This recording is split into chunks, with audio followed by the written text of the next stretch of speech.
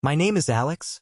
I'm 32 years old, and I discovered my own parents saw me as nothing more than an ATM with a personality disorder right before they tried to drain my life savings. Before I tell you how I turned the tables and meticulously orchestrated a reckoning that exposed a decade of lies and led to them losing absolutely everything, do me a favor and let me know where you're watching from in the comments below. It helps to know I'm not just talking into the void. It all detonated on a Tuesday. I remember the specific quality of the light that afternoon. It was weak, golden, slicing through the blinds of my home office window.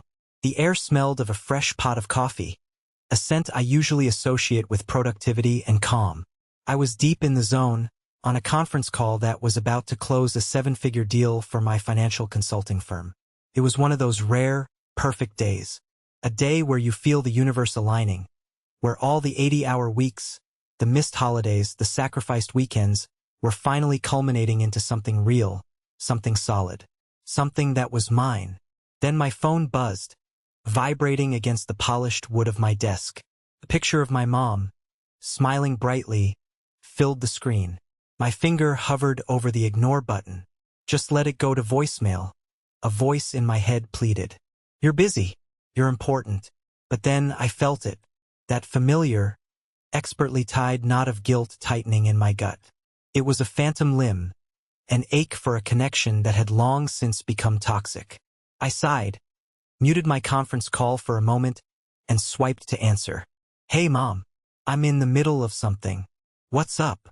Her voice came through the speaker, syrupy sweet, dripping with a self-congratulatory pride I knew all too well. Alex, honey, you have to hear this. I have the most wonderful news. We finally did it. We gave your brother the money for his down payment. I stared blankly at my dual monitors, the complex financial models suddenly looking like a foreign language. I kept my voice perfectly even, a defense mechanism I'd honed to a razor's edge over 2 decades. Oh yeah? That's great, Mom. It is. $150,000. She chirped, and the number hit me with the force of a physical blow. $150,000. Can you believe it? Ryan is just over the moon. He and his new girlfriend, Tiffany, you'd love her, found the most adorable little colonial on a cul-de-sac. He's finally starting a family, Alex. He's settling down. A man needs that kind of support to build a life. A life. I thought about the life I was building. I thought about the mortgage payments for their house I'd covered for 3 straight years when my dad's business venture went belly up. I thought about the surprise 35th anniversary cruise to Alaska I'd paid for because their credit cards were maxed out. I thought about the endless string of emergency loans to my brother for everything from car repairs to a failed t-shirt business, none of which were ever paid back. She wasn't finished. Her tone shifted, softening into one of practiced, condescending concern. Now, I know you might feel a little left out, honey, she cooed. And we want you to have a house too someday. But with your situation, we just feel it's for the best. You're so focused on your career, and you're still single. You need to focus on yourself, on making yourself a bit more approachable, maybe. A man your age, still not settled down. It's a worry for your father and me. There it was. The trifecta. My ambition framed as a flaw. My success framed as a barrier to happiness. And my single status used as a justification to deny me the very support they were lavishing on my younger brother. I understand, Mom, I said. The words tasted like acid and defeat. While she continued to prattle on about crown molding and the importance of a good school district for her future grandchildren. A small notification silently popped up on my laptop screen. It was an alert from my primary banking app. Security alert. A login attempt from an unrecognized device has been blocked. A second later, another one. Security alert. A login attempt from an unrecognized device has been blocked. And a third. I clicked on the details. The login attempts were for the joint savings account. The one they had access to. The one they thought of as their personal, inexhaustible emergency fund. The one I had quietly, meticulously, and completely emptied and closed 4 weeks prior. They were on the phone, celebrating giving away $150,000 of their own money, completely oblivious to the fact that their real safety net me had just been cut away. They had no idea the ATM was permanently out of service. As my mom finally said her goodbyes, her voice dripping with a mother's love, I didn't feel the usual hot spike of anger. I felt a chilling, profound calm, a clarity I hadn't felt in years. This was the end. I ended the call, took a sip of my now lukewarm coffee, and opened an old file on my computer. It was a digital address book from years ago. I scrolled past the names of aunts, uncles, and family friends until my cursor hovered over one particular entry. Lucas M., the outcast, my cousin, the one the family had unceremoniously exiled a decade ago for doing the one thing our family couldn't tolerate, asking questions about money. I highlighted his name. I was done playing defense. It was time to build an offense. And I knew exactly who my first recruit would be. Before I could bring myself to type out that email to Lucas, my mind became a highlight reel of my own foolishness, a greatest hits of my own sacrifice. It's easy to throw around a number like $3.4 million, but that number is built from 1,000 paper cuts, 1,000 moments of choosing them over myself. The real cost wasn't in dollars. It was paid in lost dreams, broken trust, and pieces of my own life I could never get back. One memory, sharper and more painful than the others, surfaced. I was 27. My company, which I'd built from nothing in my tiny apartment, was finally gaining traction. I was on the cusp of something huge. I had spent years nurturing a small but potent stock portfolio my grandfather had helped me start when I was just a teenager. He was a smart, quiet man who believed in building things slowly, in having a foundation. He taught me about compound interest before I even knew how to drive. That portfolio wasn't just money. It was his voice in my head, his belief in me. It was the fund I was going to use to make a strategic acquisition of a smaller tech firm, a move that would have launched my company into a new stratosphere. My phone had rung on a Thursday. I remember I was eating a sad desk salad, looking at the acquisition paperwork. It was my dad. His voice was a frantic, wheezing mess. "Alex, I need you. I'm in trouble. I messed up bad." His sure thing investment, a phrase that always meant he'd been gambling again, this time on high-stakes poker, had backfired spectacularly. He owed $50,000 to some very unsavory characters. He didn't need it next week. He didn't need it tomorrow. He needed it by midnight, or, as he so dramatically put it, they were going to break his legs. "Dad, I can't." I remember pleading, my voice barely a whisper. I explained the situation, the acquisition, the once-in-a-lifetime opportunity. "This is everything I've worked for." "Family, Alex," he'd roared, his terror instantly morphing into indignation. "Is that what I taught you? To put business before your own father's safety? We're family. This is what sons do for their fathers. What is wrong with you?" Guilt, thick and suffocating, washed over me. He had me. He always had me. I looked at the picture of my grandpa on my desk, his kind, smiling eyes seeming to look at me with disappointment. An hour later, my stomach churning, my dream crumbling to dust, I was logged into my brokerage account. My hand trembled as I clicked sell. All of it. The whole portfolio. His legacy. I wired the money to my father's account. The next day, the tech firm I was supposed to acquire was bought by a competitor. Within a year, its value had quadrupled. My father, whose legs remained unbroken, never mentioned the $50,000 again. Except, that is, a month later when he called to complain that his golf club membership fees had gone up and to ask if I could help him out. That was the price of being the good son. And it wasn't the only time. I remembered being 25, so excited because I'd finally saved enough for a down payment on a small condo. It wasn't much, but it was my escape plan from the tiny, cramped apartment I was living in. It was my foothold on the ladder of adult life. I had the check in my desk drawer, ready to give to the realtor the next day. The phone rang. It was my mom, sobbing hysterically. Ryan had crashed his car. He'd been street racing, like an idiot, and had totaled his precious Mustang. He was fine physically, but he was facing reckless driving charges, and the other driver was threatening to sue.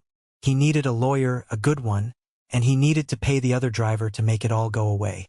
He needed $20,000. "He's your brother, Alex?" my mother had cried. "He made a mistake. Are you going to let his whole life be ruined over a mistake? He could have a criminal record. He'll never get a good job." The check for my condo sat in the drawer. The next day, instead of meeting a realtor, I met a sleazy personal injury lawyer. The condo opportunity was gone. Ryan got off with a slap on the wrist and a stern talking to. 3 months later, he used his second chance to buy a new, even faster car, financed, of course, with a loan I had to co-sign. My phone buzzed again, yanking me out of the bitter nostalgia. A text from Ryan. It was a picture of him and Tiffany, his girlfriend, clinking champagne glasses. The caption read, "Celebrating the next chapter. Some people just don't know how to be happy for others." The audacity of it was breathtaking. I thought about the Sunday dinner, the one that had happened just 2 months before the $150,000 bomb. That was the moment the cracks in my denial had finally shattered. We were all gathered around the dining table. The scene was a perfect diorama of my family's dysfunction. My father sat at the head of the table, holding court. My mother scurried back and forth from the kitchen, making sure Ryan's plate was always full. And get this, Ryan was saying, puffing out his chest, "Mr. Henderson at the dealership, he says if I keep up these numbers, I'm on the fast track to a management position. He says I have a natural gift for sales." "That's my boy," my dad boomed, beaming with pride. "A natural leader. Always has been." Then my mom turned her attention to me. Her smile was sweet, but her eyes were clinical. "Speaking of which, Alex," she began, "I ran into Sarah Henderson at the grocery store. Her daughter, Rachel, you remember her? Such a sweet, pretty girl. She's single again. She's a librarian. Very stable. You should give her a call. It's time you stopped all this working and found a nice girl." The potato I was cutting suddenly required all my concentration. "I'm happy with my work, Mom." "But are you happy, honey?" she pressed. "You're all alone in that big house. A man needs a wife, a family. It's what gives him purpose." "My business gives me purpose," I said a little too sharply. "It cleared 7 figures last year, in fact." A thick, uncomfortable silence fell over the table. My father cleared his throat. "Son," he said, in his patented, "I'm about to teach you a life lesson" voice, "a man's wallet should never be bigger than his heart. Your mother is just worried. This aggressive focus on money, it's not attractive. It's not what a woman looks for." I looked from his face to my mother's, who was nodding in solemn agreement. They honestly believed this. My success wasn't a source of pride for them. It was a social liability, a problem to be solved. That's when I decided to drop a bomb of my own. A truth I had buried for 5 long years. "I did find a nice girl, Mom," I said, my voice quiet and steady. "Her name was Sarah, not Henderson. My Sarah. I was going to propose to her on our 5th anniversary." I had their full attention now. Even Ryan looked up from his phone. "I had a ring and everything," I continued, looking directly at my mother. "But then Dad got a DUI and needed bail money, and I had to sell the ring to pay his legal fees. We broke up a few months later. She said I had too much baggage. She said my family would always come first. Turns out, she was right. You could have heard a pin drop." My mother's face went white. My father stared down at his plate, suddenly fascinated by his mashed potatoes. That's not fair, Alex," my mom stammered, her eyes starting to well up. "We were in trouble. We needed you." "I know," I said, pushing my chair back and standing up. "You always do." I walked out of that house, leaving them in the wreckage of a truth they had tried to ignore for years. As I drove away, I called my best friend, Marcus. He was my rock, the one person who saw the situation for what it was. "You won't believe what I just did," I told him. I recounted the entire dinner. He just listened. "So what now, man?" he finally asked. "Are you finally done?" I looked at the road ahead, the darkness punctuated by the sterile glow of streetlights. "I'm done being their victim," I said. a cold determination hardening in my voice. Now, I'm going to be their problem. I went home, sat at my desk, and pulled up a blank email. The recipient, lucas.m.in.exile@email.com. The subject, a family matter. The body was short. Cousin, it's Alex. I think it's time we talked. The 2 days after I sent that email were some of the longest of my life. The silence from Lucas was a heavy, deafening void. Every ping from my phone made my heart leap, only to be a fresh assault from my family's crumbling empire. The predictable cycle of their manipulation was on full display. First came the guilt-laced texts from my mom. Alex, honey, I haven't slept. I'm just sick with worry. Please call your mother. When that didn't work, it escalated. Your father's doctor is concerned about his blood pressure. This stress you are causing is dangerous for his health. I hope you can live with yourself. Then came the angry, blustering voicemails from my dad. He never texted. He preferred the booming intimacy of a voicemail. Alexander Morgan, you will call me back this instant. I am still your father, and you will show me respect. This silent treatment is childish and manipulative. The lack of self-awareness was, as always, astounding. Ryan's approach was, in a way, the most insidious. He didn't just attack me directly. He tried to turn my own history against me. Hey man, a text read, remember when I crashed the Mustang? You were there for me. You saved me. I don't know what's gotten into you, but you're not the brother I remember. You've changed. He was trying to summon the ghost of the old Alex, the rescuer, the fixer. That Alex was dead and buried. On the third morning, as I was starting to lose hope, a notification popped up. An email. The sender was an anonymous, encrypted address. The subject line simply read, a family matter. My hands were slick with sweat as I clicked it open. The body of the email was as sparse and cautious as a spy's dead drop. The Blackbird Coffee House, corner of Elm and 3rd. Tomorrow, 10 a.m. Come alone. Don't be late. The next morning, I walked into the coffee shop 5 minutes early. It was one of those places that smelled of dark roast, old books, and hipster pretension. I spotted him immediately, tucked away in a dark corner booth, a fortress of solitude. He looked older, leaner than I remembered. There were lines around his eyes that hadn't been there a decade ago, etched by resentment and a long, lonely fight. He was nursing a black coffee, his gaze fixed on the entrance, watching, waiting. He saw me, but his expression didn't change. He just gave a slight, almost imperceptible nod toward the empty seat across from him. Alex, he said as I sat down. His voice was raspy, unused. Lucas, thank you for agreeing to meet me. He took a slow, deliberate sip of his coffee, his eyes never leaving mine. It was an unnerving, assessing gaze. I'll be honest, he began, placing the cup down with a soft click. I never expected to hear from you. You were always the golden boy's brother, the one who kept his head down and wrote the checks. I got tired of paying for the view from down there, I replied, the words tasting bitter. A small, humorless smile touched the corner of his mouth. It didn't reach his eyes. So what was it? What was the final, unforgivable sin that made the good son finally turn? I laid it all out for him. The $150,000 down payment.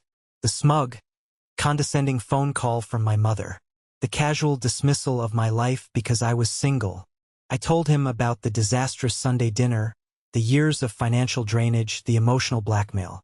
I talked for 15 minutes straight, the words pouring out of me like venom from a lanced wound. He listened without interruption, his expression a perfect, unreadable mask. When I finished, he was quiet for a long time, just stirring his coffee with a small spoon, the clinking sound echoing in the silence between us. The playbook is identical, he finally murmured, more to himself than to me. They don't even bother to change the plays. They just run them on a new victim. He looked up at me, his eyes hard. So what do you want from me, Alex? Sympathy? A shoulder to cry on? Because I ran out of that about 10 years ago. No, I said, leaning forward. I want to know about Grandma's will. He flinched, a barely perceptible tightening of his jaw. What about it? Your mother, my dear Aunt Helen, has her version of that story down pat. Lucas, the greedy, drug-addled nephew who tried to steal from the family. I'm not asking for her version. I'm asking for yours.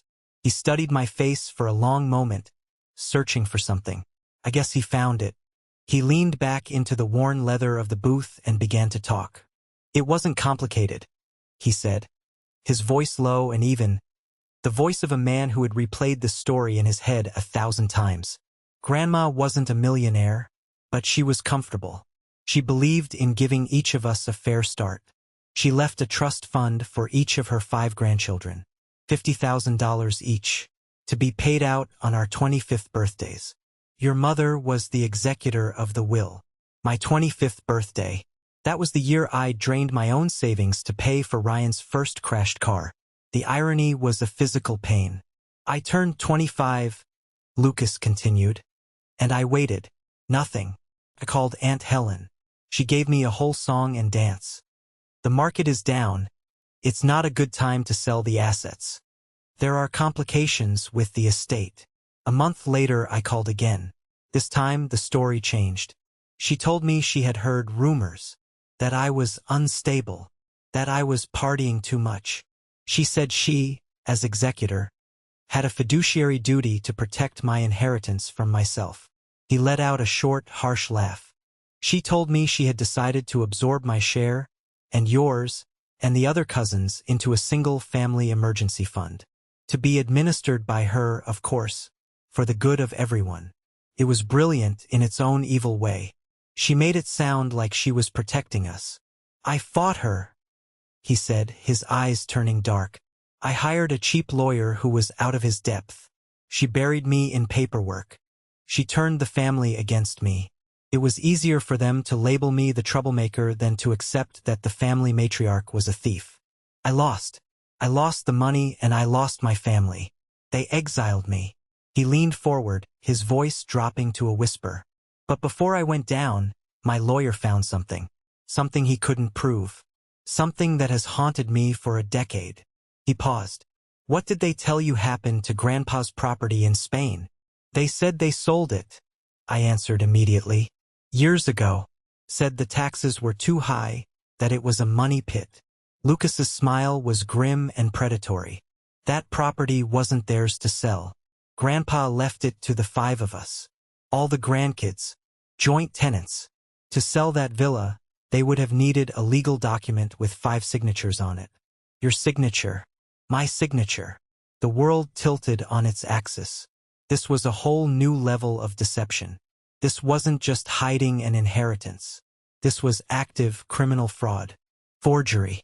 I can't prove it, Lucas said, seeing the shock on my face. I ran out of money and I ran out of fight.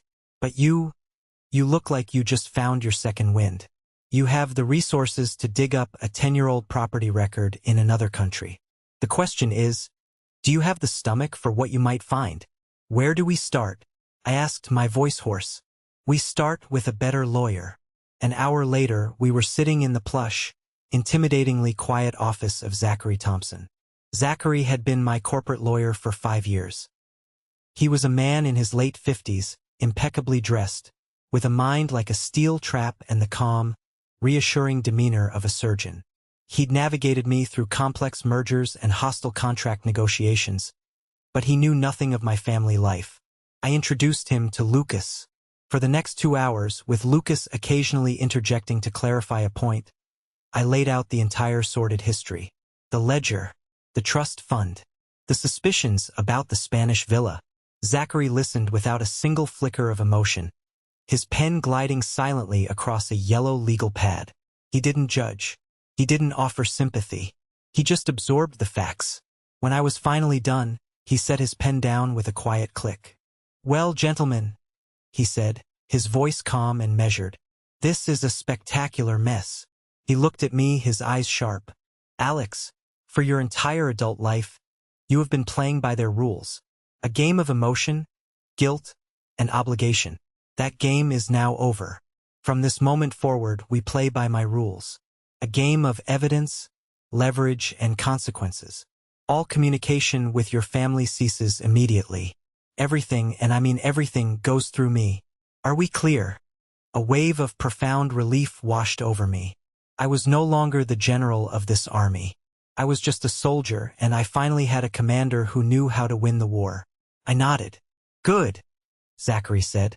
He turned to Lucas. Your story is crucial. It establishes a pattern of behavior. Then he looked back at me. Now, this will not be cheap. I need to hire a private investigator in Spain. I need to retain a forensic accountant to trace the funds from your grandmother's estate. We are going on a deep-sea fishing expedition, and based on what you've told me, I suspect we're going to find a shark. Whatever it takes, Zach, I said, my voice firm. Whatever it costs. Zachary allowed himself a thin, satisfied smile. Excellent. Now both of you go home. Try to live your lives. Don't answer their calls. Don't respond to their texts. Let them scream into the void. Panic makes people sloppy, and we'll be waiting for them to make a mistake. Walking out of that gleaming office tower and onto the busy street, I felt a fundamental shift in my own gravity. The crushing weight of responsibility hadn't vanished, but it had transformed. It was no longer the weight of the world on my shoulders. It was the solid, reassuring weight of a weapon in my hands, and I was finally ready to learn how to use it. The weeks that followed were an exercise in controlled chaos. As Zachary had predicted, my complete and total silence was a tactic my family was psychologically unprepared for. It was like I had vanished from the earth.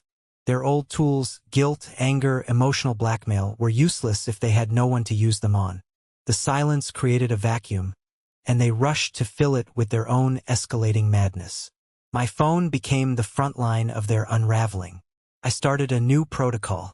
Every morning, I would sit down with my coffee and review the previous night's attacks. I didn't read them with anger anymore. I read them like a general reviewing battlefield reports, dispassionately, looking for patterns. I forwarded everything to a special folder for Zachary, each message a new exhibit for our case. The campaign unfolded in predictable stages. Stage 1, the love bomb. This was my mother's territory. Her texts were an art form of passive aggression disguised as love. One Monday morning, a picture of a puppy. Saw this little guy and thought of you, honey. Remember how much you always wanted a dog. I miss my sweet boy. Please call me. A few days later, a link to an article about the dangers of workplace stress. Alex, I'm so worried you're working yourself to death. You're all alone. You need your family. We love you. It was cloying, manipulative, and completely transparent. I deleted them without responding. Stage 2. The blustering rage. My father's domain. He eschewed texts for the theatricality of voicemails. He left one every other day. The first one, Alexander, this is your father. This silent treatment is the most disrespectful, childish thing you have ever done. I demand you call me back and explain yourself. You are a Morgan, and we do not behave this way. The second one, a few days later, was softer, laced with a pathetic attempt at emotional blackmail. Son, it's Dad. Your mother isn't eating. She just cries all day. Is this what you want? To tear your own mother apart? Whatever it is, we can fix it. Just come home. Stage 3, the sabotage campaign. This was Ryan's specialty. He began a subtle but vicious smear campaign among our extended family. I found out when my Aunt Carol called me, her voice dripping with disappointment. Alex, I spoke with Ryan, she'd said. I am just so shocked to hear how money has changed you. To turn your back on your own mother and father. Your grandparents would be ashamed. Ryan was poisoning the well, trying to isolate me, to make me the villain in a story he was frantically rewriting. It was the family playbook, page 1. Control the narrative, isolate the target. The old me would have been devastated. The new me simply felt a cold resolve. They were proving my case for me. Through all this, Zachary's team was moving. It was a slow, painstaking process. Patience, Alex. Zachary's voice would echo down the line during our weekly calls. We're dealing with international banking laws and dusty courthouse archives. The wheels of justice grind slowly, but they grind exceedingly fine. The tension was a constant, low-grade hum beneath the surface of my life. I channeled it into my work, closing deals with a ruthless efficiency that surprised even myself. I was running on pure adrenaline. Every email notification, every phone call, sent a jolt through my system.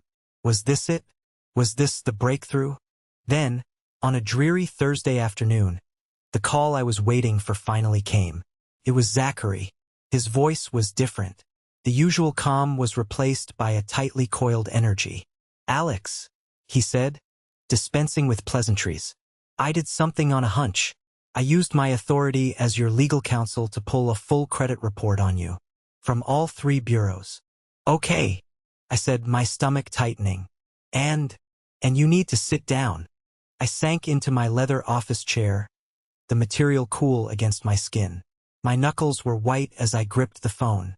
"There are 3 major credit cards in your name that I'm fairly certain you know nothing about," Zachary said, his voice flat and hard. "An Amex Platinum, a Chase Sapphire Reserve, and a Capital One Venture card. Total credit limit across the 3 is $120,000. "What?" The word came out as a choked whisper. "That's impossible. All 3 were opened within the last 18 months. Zachary continued, relentless. "And all 3 are, to the dollar, maxed out. Cash advances, luxury purchases, hotel stays. Where are the bills going?" I managed to ask. "That's the clever part. The mailing address on all 3 accounts isn't your home or your office. There's a P.O. box in a town 30 miles away. A P.O. box that was opened 20 months ago, registered in the name of Ryan Morgan." The air was sucked out of the room. Felt like a physical blow. I had braced myself for their lies, for their manipulations, even for the theft of the inheritance. But this was a different kind of violation. This was a secret, systematic plundering of my identity. Ryan hadn't just been taking my handouts. He had been actively, secretly stealing my future, one fraudulent purchase at a time. "He was building a shadow life on your good credit," Zachary said, his voice laced with a cold fury that mirrored my own. "He knew the bank of Alex was going to close eventually. He was preparing." "What do we do, Zach?" I whispered, feeling a wave of nausea. "What do we do?" Zachary's voice was grim. "We add it to the mountain of evidence. This is a gift, Alex. A horrible, gut-wrenching gift. Ryan is no longer just the entitled golden child. He has graduated. He is a felon. And he has no idea that we know." A week after that, the final piece of the puzzle slammed into place. The call came late on a Friday. It was Zachary again. "We got it," he said, and I could hear a rare note of triumph in his voice. "The investigator in Spain delivered. He has a certified copy of the deed of sale for the villa." I held my breath. And it was sold 3 years ago to a German corporation for €480,000. The proceeds were wired to an offshore bank account in the Cayman Islands. "An account opened by and registered to your mother, Helen Morgan." "So it's true," I breathed. "Oh, it gets better," Zachary said, savoring the moment. He got a copy of the final transfer document, the one that legally required the signatures of all 5 grandchildren. He paused. "And Alex, all 5 signatures are there. Yours, Lucas's, the other cousins. They're all there, clear as day." I felt a dizzying, sickening vertigo. "But we never signed anything." "I know," Zachary said softly. "And the board-certified forensic handwriting analyst I have already retained on your behalf is prepared to testify under oath that every single one of those signatures was forged by the same hand. A hand that is a 99.9% match to your mother's handwriting samples from her bank documents." The final pieces clicked into place, forming a picture of breathtaking criminality. "This is no longer a civil matter, Alex." Zachary's voice was serious. "This is a criminal conspiracy. This is racketeering. This is interstate and international wire fraud. This is forgery on a massive scale. We are past the point of just getting your money back. Your family is facing serious, hard prison time." The weight of that sentence settled over me. Prison. My own mother and father. My brother. My goal had been to build a wall. Now I was holding the detonator to a bomb that would vaporize their entire world. "The choice is still yours, Alex," Zachary said, his voice gentle now. "We have enough leverage to strip them of every asset, to get you and your cousins every last dime, and to ensure they can never bother you again, all without a single criminal charge being filed. Or, I can pick up the phone and make one call to a friend in the district attorney's office. You need to decide what justice looks like to you." I thought about the sold stocks that should have built my company. I thought about the engagement ring that should have been on Sarah's finger. I thought about the years of being made to feel small, selfish, and broken. I thought about the trust and the lies and the cold, calculated theft. "I know what it looks like, Zach," I said, and my voice was as cold and hard as the new reality they had created. "It looks like a reckoning." The summons was not a letter. It was a weapon. Zachary drafted it himself. It was printed on his firm's heaviest, cream-colored bond paper, the kind that felt important in your hand. It was delivered by a stern-looking legal courier, not sent by mail. The language was cold, precise, and terrifying. "You are hereby requested to attend a mandatory pre-litigation mediation meeting to discuss serious financial discrepancies and potential criminal liabilities concerning the estate of the late Mr. and Mrs. Morgan." It named a time and a place. The main top-floor conference room at Zachary's downtown law firm, the following Tuesday at 2 p.m. sharp. There was no option to decline. "They'll come," Zachary had assured me. "Their arrogance won't let them believe they're in real trouble. They think they can talk, cry, and bully their way out of this just like they always have. They'll walk right into the lion's den believing it's just a petting zoo." He was, as usual, correct. On that Tuesday, I was in the conference room at 1:45 p.m. It was a space designed to intimidate. The room was on the 40th floor, with a panoramic view of the city skyline. A massive, mahogany table, polished to a mirror shine, dominated the space. I sat at one end, with Lucas beside me. He was a silent, coiled spring of righteous anger, his face set like stone. Zachary sat at the head of the table, calm and composed, with a single, slim, dark blue folder in front of him. This was not my mother's cozy living room, a stage for her emotional theater. This was a corporate execution chamber. At 1:55 p.m., Zachary's assistant buzzed the room's intercom.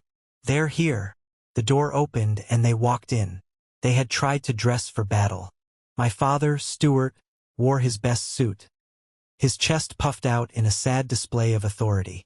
My mother, Helen, wore a pearl necklace and a mask of pained, maternal concern. And trailing behind them was Ryan, looking pale and gaunt, his eyes darting around the room, avoiding mine at all costs. "Zachary, what is the meaning of this?" My father boomed, striding towards the table as if he owned the place. "Dragging us down here like criminals. This is a family matter, and for you to—" "Please, have a seat, Mr. Morgan." Zachary cut him off. His voice was quiet, almost gentle, but it had the chilling effect of a silenced pistol. Stopped my father cold. Zachary gestured to the 3 chairs placed on the far side of the table, a calculated distance from us. They hesitated, a flicker of uncertainty crossing their faces, before they sat.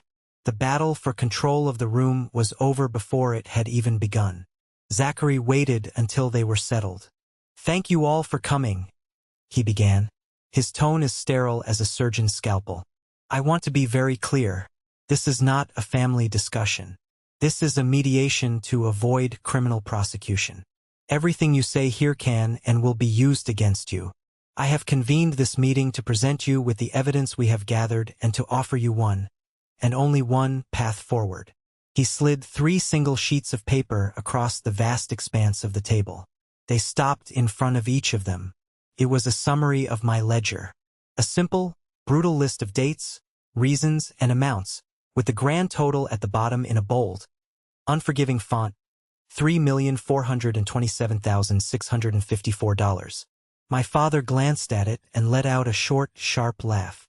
This is what this is about. This is a joke. This is a list of gifts. This is a son taking care of his family, as he should. This is slander." My mother jumped in, her voice trembling with perfectly calibrated emotion. Alex, how could you do this? How could you put a price tag on love? On family? To throw it all back in our faces like this? After everything we've done for you? I said nothing. I just looked at her. I didn't have to fight anymore. I had Zachary for that. My silence was a wall she couldn't climb, and it terrified her. Zachary let her performance hang in the air for a moment before he surgically dismantled it. Let's discuss a specific gift, shall we? He said, his eyes fixed on my mother. On May 12th, 2 years ago, Alex transferred $35,000 to your personal account. The stated reason was for essential knee surgery. My arthritis was crippling, she exclaimed. The doctor said it was absolutely necessary. That's fascinating, Zachary replied smoothly, because according to your medical records, which we subpoenaed, you never had any such surgery. In fact, you haven't had an orthopedic consultation in over 5 years. So I'll ask again, Mrs. Morgan. Where did that $35,000 go? My mother's face went slack. Her mouth opened, then closed. For the first time in my life, she had no answer. Zachary didn't wait for one. He turned his gaze on Ryan, who flinched as if he'd been struck. Ryan, let's talk about your business ventures. He slid another set of documents across the table. They were the credit card applications. My name, my social security number, all clearly visible. And at the bottom of each, a sloppy, desperate forgery of my signature, circled in red ink. Ryan stared at the papers, his face turning a blotchy, mottled gray. It was a loan, he stammered, looking at my father for help. I was going to pay him back. I just needed some startup capital. It was a temporary measure. The legal term for it is felony identity theft. Ryan. Lucas spoke for the first time, his voice a low, dangerous growl from across the table. And in this state, it carries a mandatory minimum sentence. This is an ambush, my father suddenly roared, slamming his hands on the table and lurching to his feet. A setup. We will not sit here and be subjected to this character assassination. We are leaving. I would strongly advise against that, Mr. Morgan, Zachary said, his voice still impossibly calm. He hadn't even opened the main, dark blue folder yet. Because if you walk out that door, my next call is to the district attorney's office. And we haven't even gotten to the main event yet. My father froze, halfway out of his chair. He slowly, reluctantly, sat back down. Zachary reached for the blue folder. He opened it with a deliberate slowness. He took out a single, large, glossy color photograph and placed it gently in the center of the table, equidistant from everyone. It was a beautiful, sun-drenched picture of a whitewashed villa with a terracotta roof, clinging to a cliff overlooking a sparkling blue sea. Do you recognize this property, Mrs. Morgan? Zachary asked softly. My mother's hand flew to the pearls at her throat. She looked as if she had seen a ghost. This is the villa your late father owned in Spain, Zachary stated, for the record. The one he left in his will in joint ownership to his 5 grandchildren. He let that sink in. A property that was sold, without the knowledge of the other owners, 3 years ago, for €480,000. It was a money pit. The taxes were a nightmare. My father blustered, but his voice was weak, his defense pathetic. He was visibly sweating now, dabbing at his forehead with a handkerchief. That's a compelling narrative, Zachary conceded. But it's not the one the legal documents tell. And then the final, brutal, elegant move. The kill shot. Zachary slid one last document out of the folder. It was a high-resolution, certified copy of the final deed of sale from the Spanish Land Registry. At the bottom, in a neat row, were 5 signatures. Mrs. Morgan, Zachary said, his voice dropping to an almost intimate whisper. I'm a connoisseur of signatures, and these are fascinating. This one purporting to be Alex's. This one for Lucas. This one for your niece in California. They are all remarkably similar, wouldn't you agree? In fact, a board-certified forensic handwriting expert is prepared to testify under oath that they were all written by the same hand. A hand that is a 99.97% match to the handwriting samples from your own personal bank records. Absolute. Annihilating. Silence. The sound in the room was the sound of a dynasty of lies imploding. My father, the great blustering patriarch, sagged in his chair as if his strings had been cut. He turned and looked at my mother, his face not angry, but filled with a dawning, horrified comprehension. He was an enabler, a bully, a willing beneficiary. But he hadn't known the full extent of her criminality. In that moment, he finally saw her for what she was. The architect. Ryan was staring at the paper, then at his mother, then back at the paper.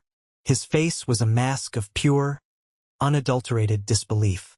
He, the golden child, had been living high on the proceeds of a crime he didn't even know his mother had committed. And my mother, she just stared at the damning document. The mask of the loving matriarch, the concerned mother, the pious victim, it had been incinerated. Her face had crumbled, revealing the terrified, cornered, and guilty person beneath. The lies had finally run out. The game was over. Checkmate. This, Zachary said, his voice resonating in the tomb-like silence of the room, is not a family matter. This is a multi-million-dollar criminal conspiracy involving racketeering, international wire fraud, and felony forgery. He leaned back in his chair, a surgeon who had just completed a flawless, radical excision. Now, he said, his voice soft again, shall we discuss the terms of your surrender? The silence that followed Zachary's final statement was a physical presence in the room. It was heavier than the mahogany table, colder than the air conditioning. It was the sound of complete and total defeat. The fight hadn't just gone out of them.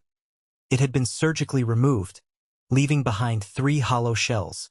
My father, who had spent his life projecting an aura of booming authority, was slumped in his chair, looking small and old. All the air had gone out of him. Ryan stared at his hands on the table as if they belonged to a stranger, his face a pasty, sickly white. The world of the golden child, a world built on unearned privilege and secret subsidies, had just been revealed as a criminal enterprise. He looked utterly lost. And my mother, her transformation was the most profound. The tears that now streamed down her face were not the weaponized waterworks I knew so well. There was no performance in them. They were silent, ragged tears of genuine, soul-crushing despair. The tears of a chess master who has just had her king toppled, realizing there are no more moves to make. She had lost, and she knew with terrifying certainty that it was entirely, irrevocably her own fault. Zachary, a master of pacing, let the silence do his work for him. He let them sit in the wreckage of their lives, the full weight of the word, prison pressing down on them. Finally, after what felt like an eternity, he reached into the blue folder and produced a thick stack of papers, a document easily over 100 pages long. He placed it on the table with a soft, definitive thud. This, he said, his voice crisp and devoid of all emotion, is a global settlement and restitution agreement. It is your one and only path forward that does not involve a criminal indictment. The terms are not negotiable. He didn't hand it to them. He simply began to outline the terms, each one a nail being hammered into the coffin of their old lives. 1, he began. You will all sign a legally binding, notarized confession, detailing the full extent of the financial fraud, the embezzlement of the trust funds, the identity theft, and the unauthorized sale and forgery related to the Spanish property. This document will be held in trust by my firm as leverage in perpetuity. 2, he continued. You will immediately begin the process of full asset liquidation to make restitution. This includes your primary residence, any vacation properties, all non-retirement investment portfolios, vehicles, and valuables. The proceeds will first be used to repay the full market value of the Spanish property, with 10 years of compound interest, to be distributed equally among all 5 of the original inheritors. Alex, Lucas, and your 3 nieces and nephews. 3. His voice was relentless. The remaining funds will be used to repay Alex for every documented dollar he provided to you or Ryan over the past decade. That is the $3.4 million figure from the ledger. Additionally, You will be responsible for repaying the full balance of the $120,000 in fraudulent credit card debt, plus all accrued interest and penalties.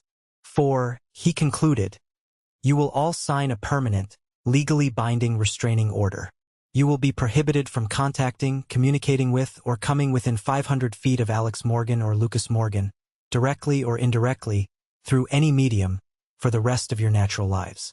A violation of this order will result in the immediate release of your signed confession to the district attorney's office. My father looked up, his eyes red-rimmed and filled with a despair I had never seen before. Our house, he whispered, his voice cracking. Our retirement, everything. This will wipe us out. We'll be left with nothing.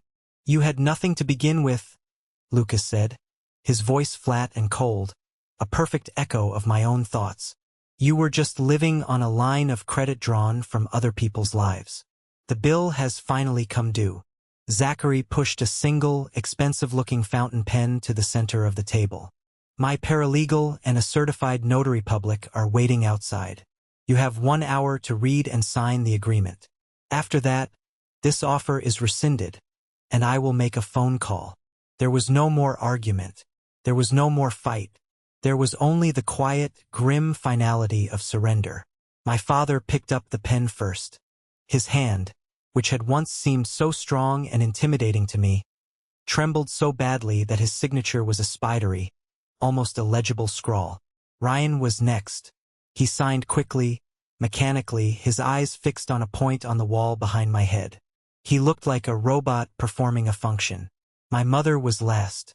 As she reached for the pen, her tears fell onto the signature line, the water smudging the ink as she signed her name, the name that had once been the source of all my pain and was now the seal on her own ruin. When it was over, Zachary calmly gathered the papers, stacked them into a neat pile, and placed them back in the dark blue folder. The notary will now take your thumbprints to finalize the document, he said. A courier from my office will be in contact with your financial advisor tomorrow morning to begin the liquidation process. This meeting is concluded. They rose from their chairs like automatons, their movements stiff and slow. They were ghosts now, haunting the ruins of the life they had built on lies. As they walked towards the door, my father paused and turned to look at me one last time. The anger was gone, replaced by a deep, hollow, and eternal bitterness. I hope you're happy, Alex, he rasped, his voice a ghost of its former boom. You destroyed this family, all for the sake of money. I met his gaze and I felt nothing. No anger, no pity, no pain. His words were just noise now, the meaningless static from a broken radio. No, Dad, I said, and my voice was calm and clear. I didn't destroy it. I just held up a mirror. You all destroyed it years ago. I just handed you the bill. He had no reply. There was nothing left to say. He turned and shuffled out of the room, a defeated old man. My mother and brother followed without a backward glance. The heavy oak door clicked shut behind them, a sound of profound and absolute finality. It was the sound of a prison door closing, and for the first time, I knew I was on the outside. I sat there with Lucas and Zachary in the ringing silence. The war was over. The victory was total, but the elation I had anticipated, the triumphant fist pump moment, never came. I just felt quiet. I looked out the massive window at the sprawling city below, at the millions of tiny lives moving and breathing, and I felt an immense, staggering sense of emptiness. The emptiness that comes after a long, brutal war is finally won. The victory didn't taste sweet. It tasted of ash and rust. It tasted of the bitter, metallic cost of freedom. A necessary, painful, and deeply profound emptiness. The kind of emptiness that has to be cleared away before you can ever hope to build something new, something real, something that is truly your own. The 3 months that followed the reckoning were the quietest of my entire adult life. The silence from my family was no longer a tactic. It was a court-ordered reality. My phone stopped being a source of anxiety. It was just a phone. The absence of their constant, psychic pressure was a void so vast and unfamiliar it felt like learning to walk again after a lifetime in a straitjacket. The money, as promised, began to flow. It arrived in sterile, Impersonal wire transfers from Zachary's trust account as my parents' world was systematically dismantled. I received notifications. Sale of primary residence. Completed.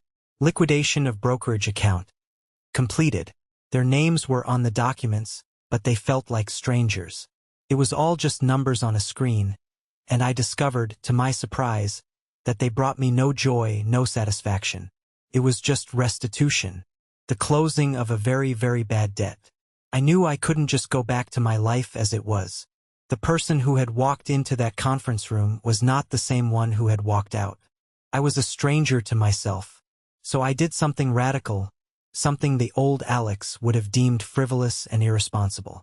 I put an out-of-office message on my email, delegated my active projects to my very capable second-in-command, and I bought a one-way ticket to Costa Rica. It was the trip I had planned to take with Sarah, my ex-fiancée, all those years ago. The trip that had been sacrificed at the altar of a family emergency. It felt like reclaiming a piece of a stolen timeline. For 3 weeks, I did nothing that resembled my old life. I left my laptop at home. I traded my tailored suits for board shorts. I stayed in a small rustic cabin on a black sand beach. I spent my days learning to surf, and I was terrible at it, which was a revelation in itself. Alex Morgan, who had to be the best at everything, was perfectly, happily mediocre at something. I spent hours getting tossed around by the Pacific Ocean, and every time I was slammed under the waves, it felt like a baptism, washing away a layer of old grime. I hiked through dense, humid rainforests where the loudest sound was the guttural roar of a howler monkey, a sound far more honest than any conversation I'd had with my family in a decade.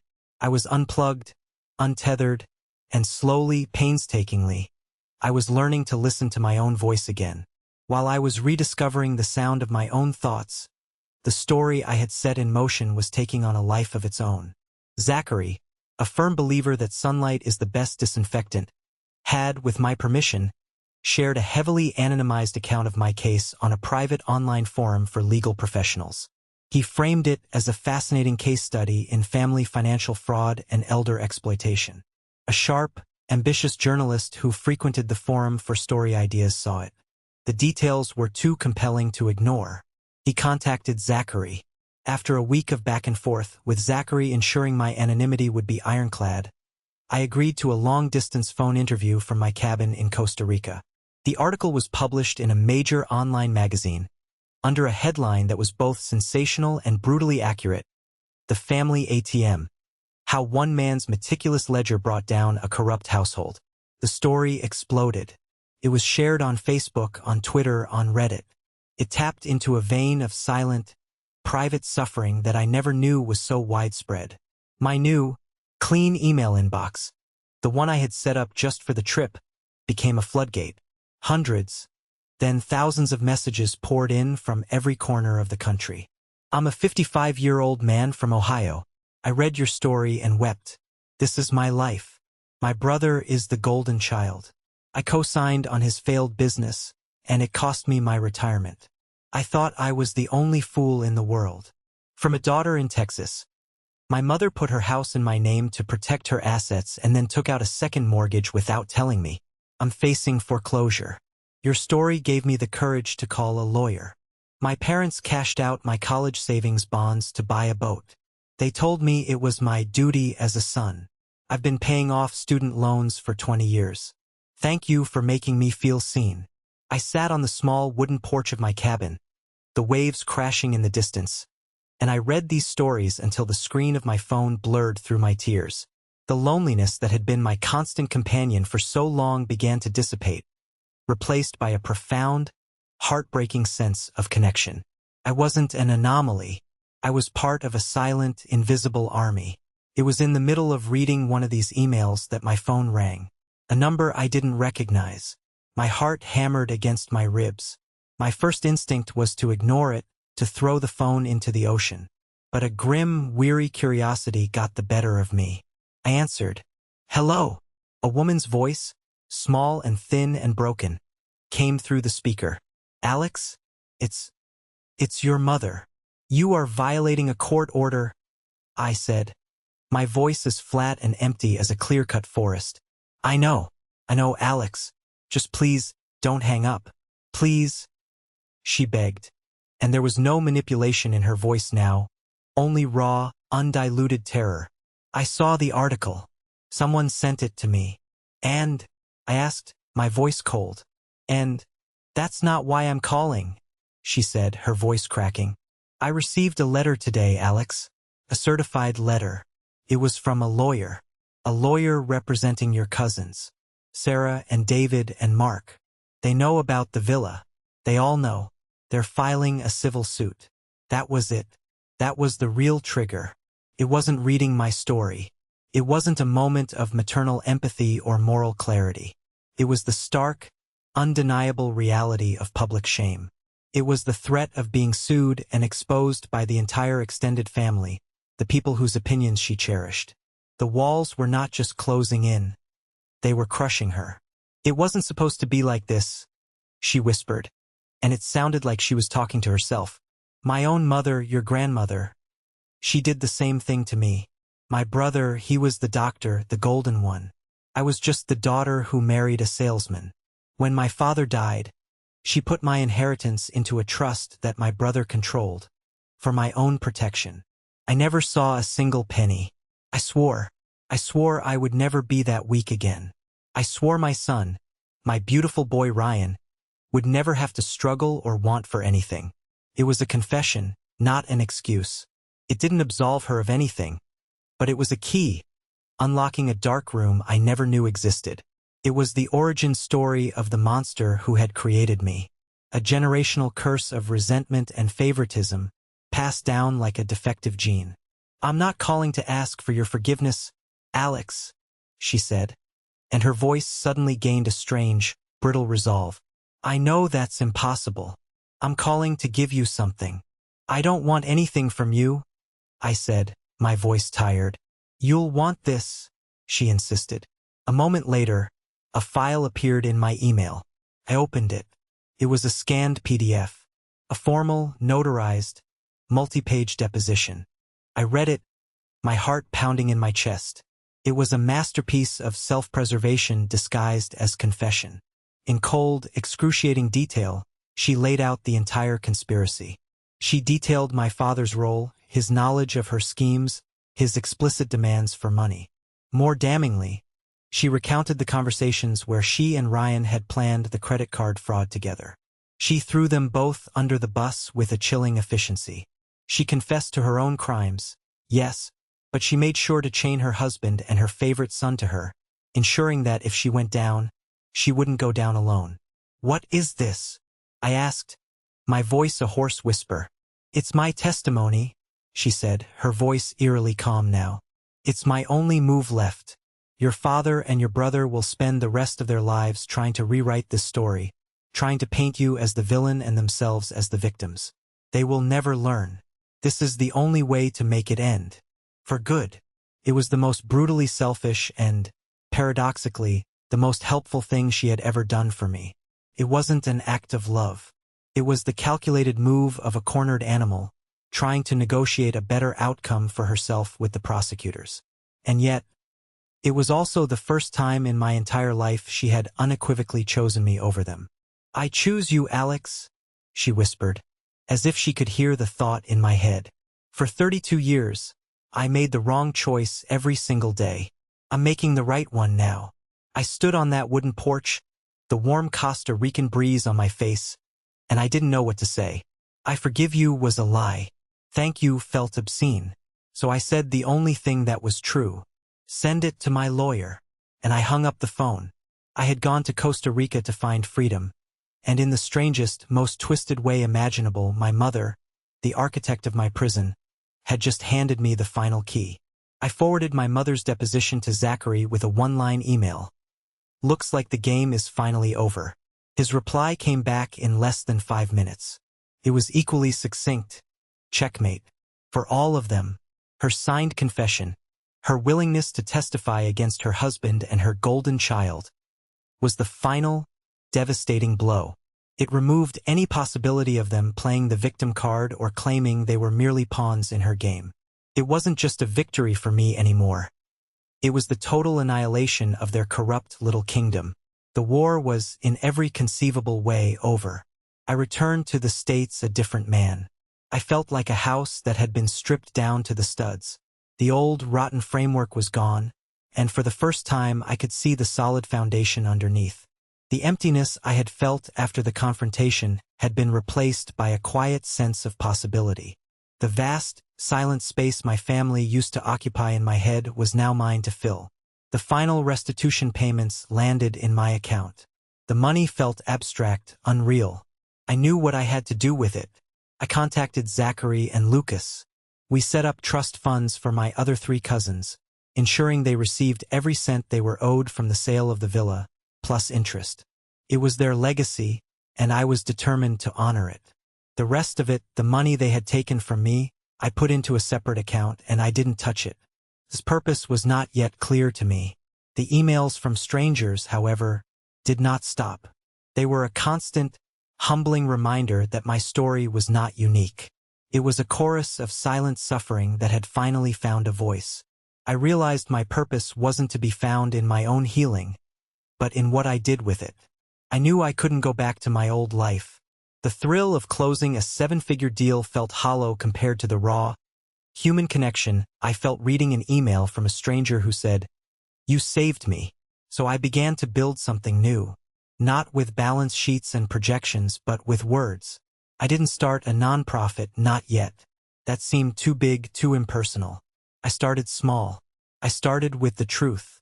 I sat down at my desk, the same desk where I had taken that life-altering phone call from my mother, and I opened a blank document. I wasn't writing for lawyers or journalists or investors. I was writing for the 55-year-old man from Ohio. I was writing for the daughter in Texas facing foreclosure. I was writing for every son and daughter who had ever been made to feel that their love was a commodity and their success was a betrayal. I titled the page, "The Ledger," an open letter to the children forced to parent their own parents. I wrote about the invisible spreadsheet we all carry in our heads, the one where we track the emotional and financial cost of our own loyalty. I wrote about the profound difference between genuine love and transactional obligation. I wrote about the courage it takes to set a boundary, and how that boundary is not a wall to keep others out, but a fence to protect the garden of your own soul. My story, the one you've just heard, ends here, but it also begins here. It begins with me sitting at this desk, no longer a victim, no longer a soldier in a war. I am a survivor, and maybe, if I do this right, I can be a lighthouse for others who are still lost in the fog of family dysfunction, trying to find their way back to shore. I finished writing, my hands steady, my heart calm. I created a new, simple, anonymous blog, and with a single, deliberate click, I hit publish. I watched, my breath held, as the first comments began to appear, one by one, like stars popping out in a dark sky. "I'm crying. I thought it was just me. Thank you. I'm making a phone call to a lawyer tomorrow. Thank you. My story is different, but it's the same. Where do I start?" And I knew, with a certainty that settled deep in my bones, that my personal war was over. But my real work, the work of helping others count the cost, close the ledger, and find their own freedom, had just begun. Thank you for listening to my story. I hope it touched you in some way, or made you feel seen. Have you, or someone you know, ever faced a situation where family love felt more like a transaction? Please share your story or your thoughts in the comments below, because our stories are our power, and we are not alone. And don't forget to like and subscribe so you don't miss what comes next.